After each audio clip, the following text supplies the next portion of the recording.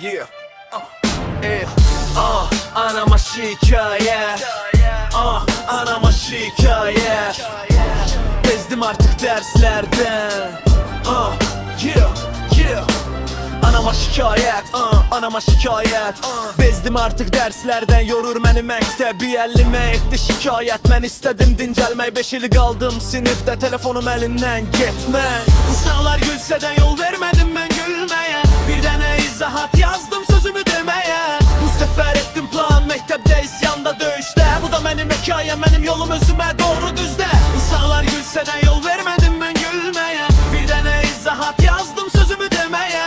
Səfər etdim plan, məktəbdə isyanda döyüşdə. Bu da mənim hekayəm, mənim yolum özümə doğru düzdə. Əlimdən aldı telefonu, mən isə qayıtdım sözlə. Dərslər bezdirir məni, amma davam edir mənlə. Hər gülüş, hər baxış mənim üçün bir dərs oldu. Güldülər mənə, amma mən yolumu tapdım doldu. Uşaqlar gülsə də yol vermədim mən gülməyə. Bir dənə izahat yaz